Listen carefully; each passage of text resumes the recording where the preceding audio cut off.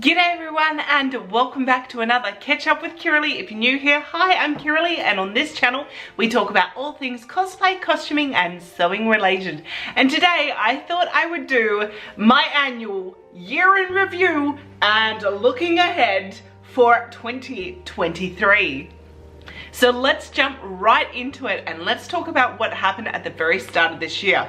So the first few months I was really working hard on my scrap epic side of the business, and I did a lot of markets. I wanted to test the waters, I made some vlogs about it, and it was a good experience at the start of this year. However, as I continued throughout the year, I have kind of fell sort of out of love with markets, to be honest. I've not really had the same sort of traction. So I am not sure if I will continue doing that next year, to be honest. I think I want to spend more time focusing on cosplay and also online sales for my business Scrap Epics. So watch this space, we'll see about that. And whilst we're talking about the business side of things, I will say that throughout the entire year, I did a whole lot of workshops and cosplay kind of presentations and events that I got paid for as Kiralee Cosplay. And that has been so good. I cannot wait to do more in the new year. So then we hit March and I made Penelope Featherington's dress from season 2 of Bridgerton. Now I love Penelope. I love her so much. I love the character. I love the actress. I just think she is fabulous. And when I saw this dress in the promo images, like it was only like firstly one promo image and then like others dropped as I was like ordering the fabric and then like making it.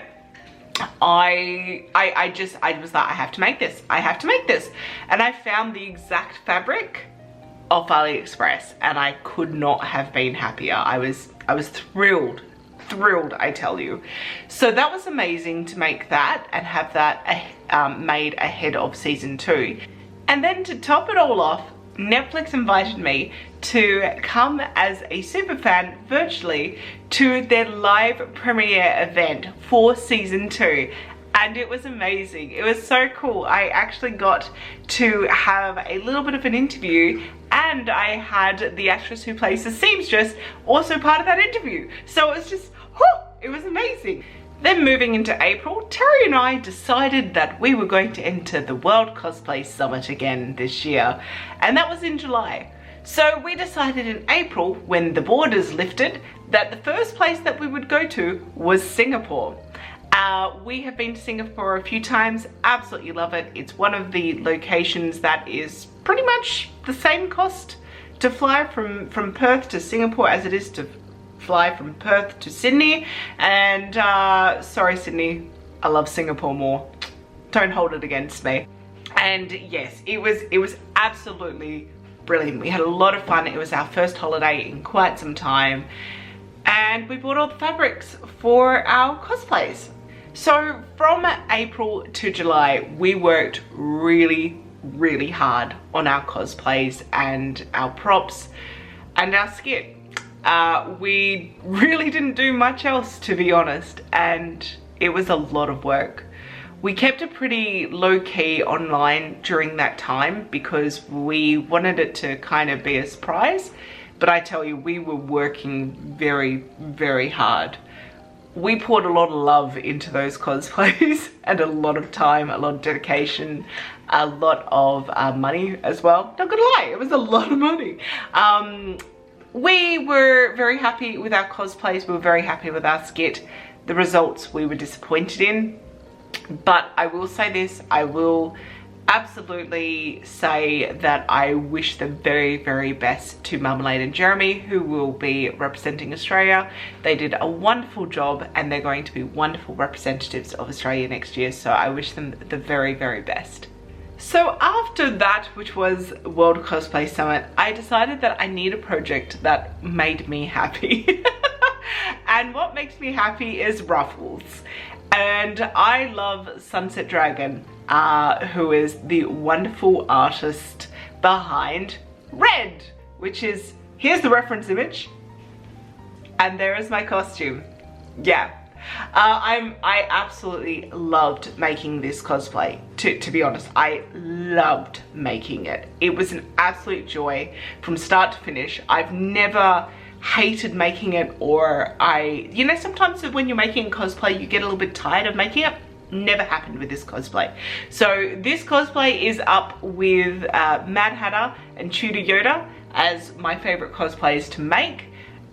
Yeah, lots of different types of skills, lots of different textures. Even though it's mostly red, white and gold, there was still a lot of variety in that which I was creating. So I was very, very happy to make this design. In September, I had the absolute honor and joy and privilege to being a cosplay guest at my first interstate convention, which was Crunchyroll Expo Australia. It was the inaugural event and it was so much fun. I gave 2 different workshops slash presentations, panels. That's the word I'm looking for.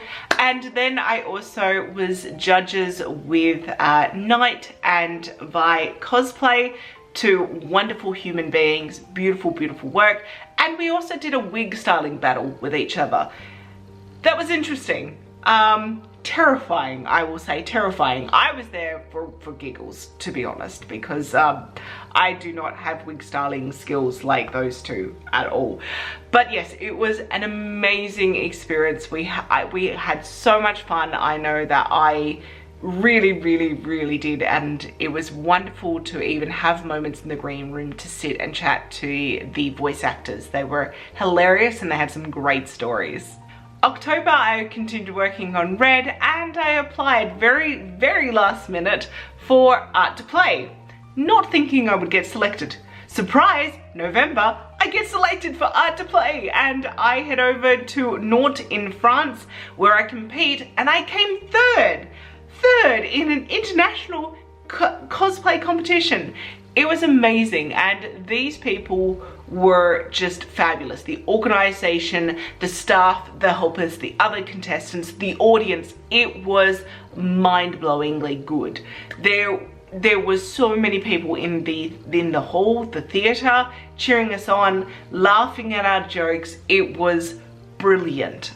In a heartbeat, I would do it all again, even though the flight, like the travel time was 28 hours.